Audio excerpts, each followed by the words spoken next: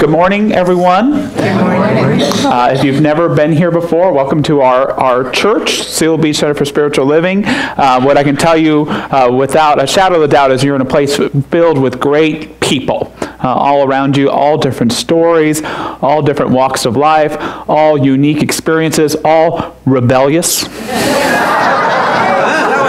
And all generally a lot of fun. And thank you, Reverend Michael. Thank you, Dory. You're in something we call a Center for Spiritual Living, and we also call it a Church of Religious Science.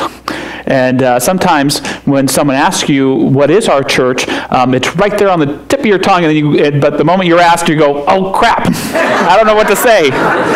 So I always remember something the founder of this church, Ernest Holmes, who founded the church in the 1920s, said. He was once asked to define religious science in 25 words or less, and he said that religious science is a correlation of laws of science, opinions of philosophy, and revelations of religion applied to human needs and the aspirations of man.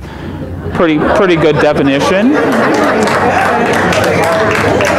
And what I really like about it is it says never stop learning.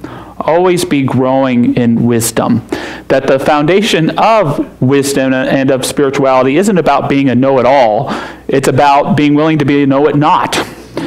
It's being willing to say that I don't have some exclusive brand of truth that you have to go through me to get to. It means that there's wisdom everywhere, and we shouldn't discriminate in how we receive that wisdom.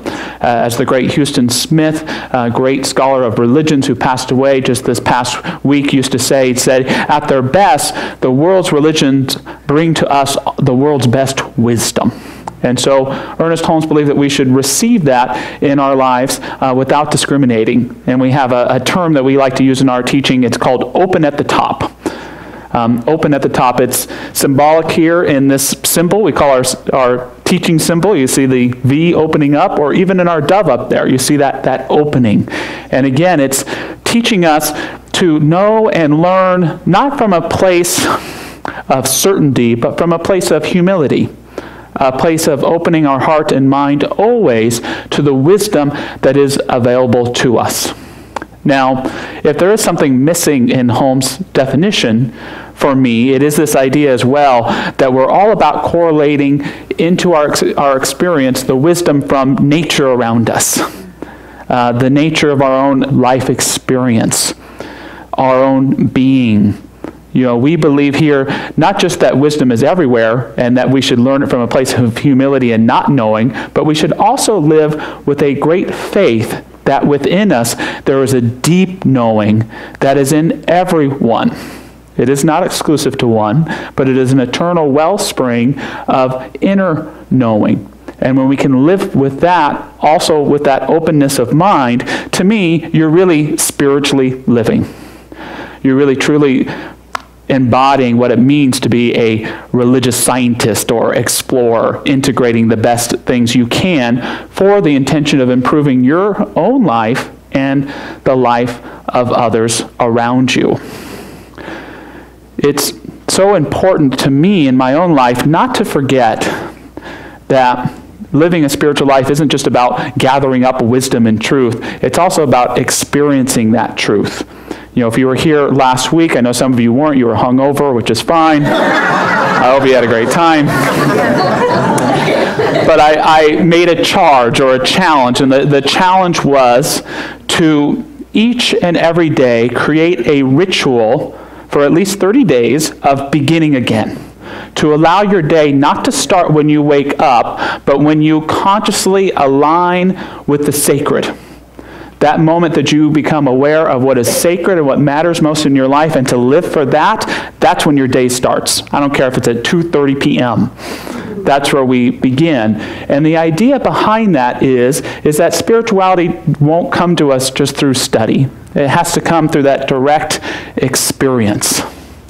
I remember being young and being taught how to cross the street, and the teacher would say, stop, look, and listen.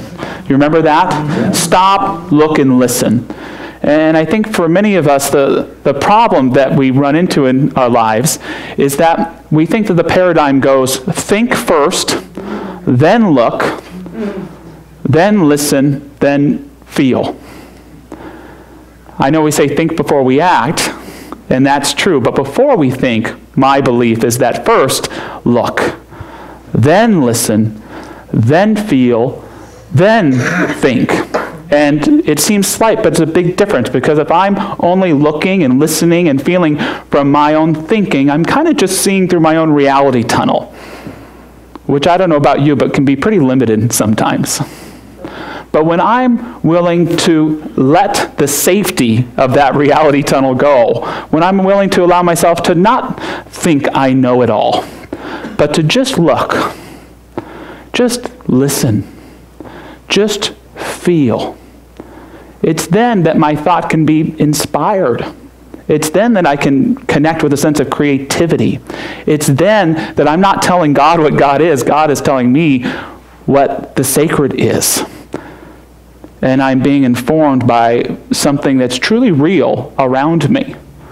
You know, I like to say that. I mean, I know that there's such thing as an atheist that doesn't believe in God, but I don't believe in atheists. You know? Because I see God as the being alive around us. It doesn't mean I don't understand what an atheist means and don't highly respect that. But to me, to be alive is to be aware of existence, of something sacred. And so my ability to look and listen and feel that life without a bunch of judgment, without a bunch of my own stuff, is to truly experience it in a way that can inspire me. So our teaching is all about being open to all the wisdom that's out there. It's all about living from an inner wisdom, and it's all about having a foundation of faith, a foundation of faith in our own lives. You know, I think we're intellectually advanced enough to realize that not everyone in here believes in God the same way. And that is not a reason to start putting each other down and trying to push ourselves up. It's even more realization to realize the infinite nature of God, that it's okay if we experience the divine differently. But what is not okay is believing in God but being embarrassed to admit it. Is believing that it's true that there's love and joy and abundance all around us, but being too embarrassed to say it out loud, or to live almost in its opposite. Sorry to be so close, Cindy. I hope you don't mind. You're a beautiful woman. My heart just started beating. I'm in the presence of the divine there. But we're sometimes afraid to be honest about our relationship with the sacred. I know it's hard to put into words, but we can sometimes struggle with that. And our theme for our services all this year, 2017, is going to be building sanctuary. Building sanctuary. And what I mean by that is, what does it mean to live your life in a way that is a place where God can thrive and function in your life? What does it mean to live a life where others are safe to follow their own heart and practice their own faith around you? What does it mean to live a life where you honor the sacred all the time? You know, we often think of religious things in black and white, and so if you ask me a question like, do you believe in God, you're expecting me to say yes or no, when the real authentic answer is sometimes. Sometimes I believe in God. When I'm in church, I believe in God. That's easy. When I'm on the beach, I believe in God. That's easy. You know, when I'm in a fight or an argument with someone, I don't believe in God so much sometimes. When I see something terrible taking place in the world, hard for me to believe in God. Maybe it's at work. Maybe it's even within your own psyche at night. You know, sometimes it's an off again, on again type of thing. The same with honoring the sacred in our lives. There may be a place where we feel that it's a sanctuary, but there's other places where we don't. And part of it to me, truly living in sanctuary is not seeing sanctuary as a place to escape, but as a force of creativity and power in our lives. I asked Reverend Michael not to read our mission statement this morning because I wanted us to read it together here. And if you've never been to the church before, at the beginning of every service, something like the following happens. So if you've never been here before, we have a mission statement we love to share with you. It's on the front of our program, and it goes like this, if you wanted to read along with me. It says, "We are a loving spiritual sanctuary where everyone is welcome.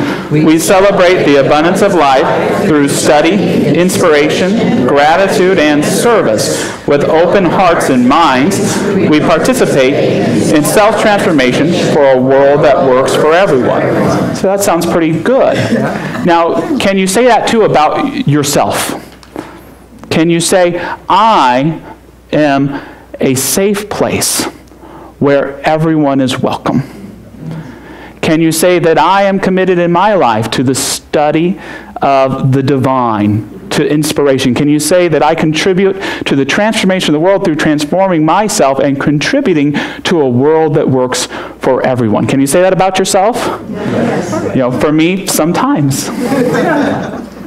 Because sometimes it's not easy.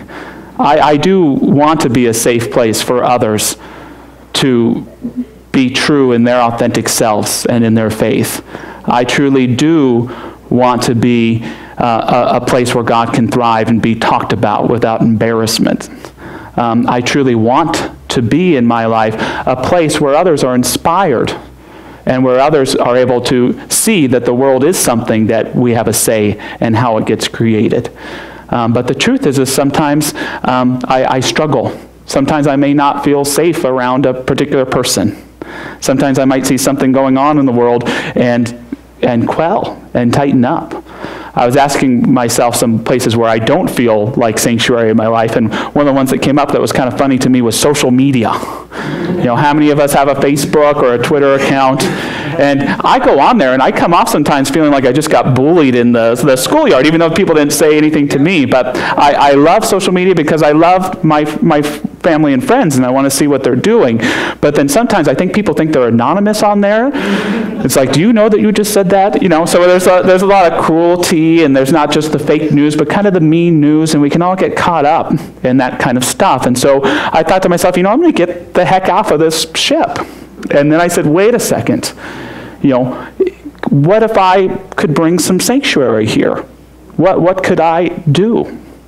And I just did something little. I did something small. You could go on there. You can pull out your phones right now and go to our Facebook page. But I just put a little thing that says, be the change you want to see on social media. And what I did is I just put a picture or two of people that I love, and I just said something that I liked about them. If you're willing to play along, go on there. Put a picture of someone you love and say something that you like or honor about them. It's a reminder that wherever in our own lives we are feeling unsafe, it is not necessarily a call to run away and hide. It is just as much a call to show up as sanctuary, as a safe place, as willing to grow. It doesn't mean we don't have to have boundaries or take care of ourselves, or if someone isn't being supportive of us, that we don't need to build some loving walls and guidelines there. But the idea is can I be a safe place anywhere, at any time, for myself and others? And if you can do that, you've created the foundation for the divine to thrive in your life. This is true around ourselves. This is true within ourselves.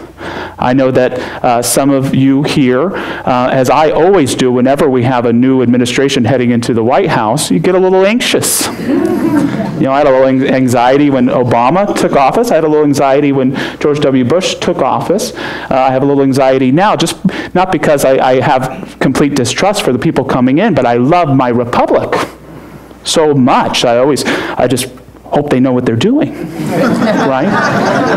But I can so easily get caught up in feeling unsafe and thinking, as opposed to thinking, oh, what kind of president is this person going to be, when I really need to be thinking about what kind of citizen am I going to be. Thoreau famously said in Civil Disobedience that first we are individuals, then subjects. And to me, that's not only true in politics and being a good citizen is recognizing your own individual power, but it's true in our lives too. We cannot spend our lives being subject to the limited thinking of others. We can't allow our lives to be subject to somebody else's judgment about who we are. We are individuals first, and we always have a choice about how we're going to show up in our lives, no matter what may happen to us.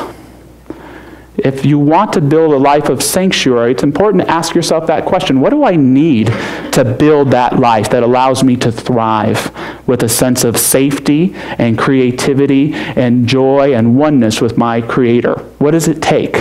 My first answer is, well, $1 million would be nice, and I start thinking about all this stuff, but that's not really it. What I really need to build my life is not stuff, but divine ideas. I need beliefs. I need to know certain truths. For me, if I could truly know that God is always with me, I would always live in sanctuary. It's easier said than done, but if I could always know, what would it take for you to know to live your life in sanctuary? To really live your life in sanctuary. Another one for me is if I could truly know that when I choose for my highest good, it isn't just the highest good for me, but the highest good for everyone around me, I could live in greater sanctuary. Anybody? Anybody have one? Yes, Nancy. Meditation. Yeah, that's good. If I could be in a state of meditation or meditate daily, I could live in greater sanctuary. Awesome. Anybody else? Gratitude. Gratitude. I'm grateful for you, Nancy. I like that. Live in gratitude. Larry. Peaceful. Peaceful. Ah, I like that. Cindy. Acceptance. Acceptance. Ooh, I'm saying good luck to myself for that, not good luck to you. Lee. Humor? Ah, a little nonsense now and then is important to the wisest man. Don. Non-judgmental. Non-judgmental, all right. Maria. That was yours, he took yours. We like to call that the divine, we like to call that the divine ditto. Some words from Ernest Holmes for us. He said, we should believe that God is the invisible partner in our lives and affirm that divine love goes before us and prepares the way. We should permit ourselves to be guided, for there is something within us, deep at the center of our being, which knows what we ought to do and how we ought to do it. Going back to what I was talking about taking that time to stop, to look, to listen, and to feel, and then to think. It sounds a little airy-fairy, perhaps. It may sound a little even too simple to change one's life, but to me, it's incredibly important, and it's actually the thing most people are incredibly afraid to do. The reason I mentioned last week why so many of us are unable to build sanctuary in our lives is because we've already spent so much time building a prison for ourselves in our lives. Bars that we've allowed other people to put up of thinking, and bars and walls we've built around ourselves. And so sometimes to let that go is a difficult thing. It's not always easy to see the truth. It's not always easy to hear the truth. It's not always easy to feel the truth, because sometimes it doesn't feel good. Sometimes it feels overwhelming. Sometimes it breaks our hearts. Sometimes it feels like hurting. But if we are willing to be present to it without trying to diagnose it or compartmentalize it or get rid of it and just be present to it, we may just find God's grace. We may just find that we're okay as we are. One of the great musicians we lost last year was Leonard Cohen, and probably one of his most favorite song lines was in a song called Anthem, and he says that there's a crack in everything. That's how the light gets in. And it's a good reminder that when we're doing this spiritual stuff, to not just focus on the good stuff or the parts of us that are strong, but to have the bravery to go to our weakest places, those places where we are most vulnerable, unsure, doubtful, angry, whatever it is, and be present, not to our own doing, but to the doing of something greater than we are, that which we call the light, to allow the light to shine in those places where things have seemed the most dark. is to do the deepest spiritual work that there is. And when we are able to do it just by looking, listening, and feeling with faith, then God's grace can do amazing things in our lives.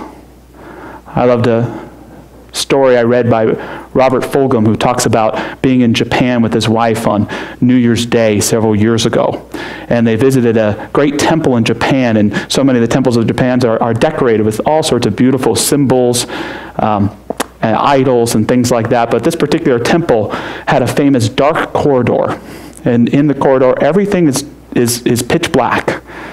And the legend is if you can walk around this dark corridor and feel on the walls, if you can find the lock and touch the lock, you will be blessed in the next life. And so Fulghum talks about taking his wife in there and actually fumbling in there because she's holding his hand and she's afraid of the dark, but she doesn't realize that he's afraid of the dark too, and they're stuck in there and they're feeling around, and he's realizing they're not going to find this lock. They're not going to figure it out. And so they're there for a long time, but it never comes about, and he realizes he's been had. So he goes to speak afterwards to the priest that's on site. And the priest gives him his kindest smile, and he says, "Perhaps you were not looking in the correct way for the right thing. This is a rite of passage. You see, the corridor itself is the lock, representing a year of life. To unlock it means to have made the journey through the darkness with courage to the light." Happy New Year. It's a good thought to us that our job isn't to lighten up the dark places. They are what they are, but our job, or our call, if we choose to accept it, is to be present even in the dark places so the light can come through. And if you want to be sanctuary in your life, is that something that you're willing to do? Don't have to hide from the dark places, but follow the light in them. That is the foundation of wisdom. To trust in something that knows more than you do, that is everywhere where you are. All the meditation, all the techniques are just about being open to receive that light, to allow it to transform your life, and to be courageous enough to allow it to show you the truth and the greatness of who you are. Frederick Buechner, the great Presbyterian minister and mystic, said, "If I were called upon to state in a few words the essence of everything I was trying to say, both as a novelist and as a preacher, it would be something like this. Listen to your life. See it for the fathomless mystery that it is. In the boredom and pain of it, no less than in the excitement and gladness. Touch, taste, smell your way to the holy and hidden heart of it, because in the last analysis, all moments are key moments, and life itself is grace." So just closing with a moment of prayer, if you'd like to join me. And let us each ponder in our own way what it means to build a life of sanctuary. What do we need to know for ourselves? What do we need to know for our children? What do we need to know for our families and our communities and our country and for everyone at this time? What are those divine ideas that I can choose to build my life with? Choosing to remove any belief or prison cell or idea that inhibits me from living fully in just this truth, I simply allow to be plucked out, to be pruned, so that these new seeds of blessings, of a willingness to grow, of an intimate and sincere love, can form around me in a way that allows me to be a benefit not only to myself but to others around me. Knowing that the world is a safe place to become in. That there is a divine safety with us even in the unsafe. That God is the okay even in the not okay. We simply allow that divinity to guide us, to help inspire those around us who are in pain, who are in fear, who are in uncertainty, to allow to grow in their lives a way of living that allows for sincerity, for safety, for generosity, forgivingness, and receptiveness. I claim these truths for myself, and I invite each person here who chooses to claim them for themselves as well, knowing that indeed this life is sacred, and living life as a sacred being, we allow the sacred to be illumined all around us. In gratitude, we let it be, and so it is. Amen. So thanks for your time, everybody. It's great to see you today. Happy New Year again.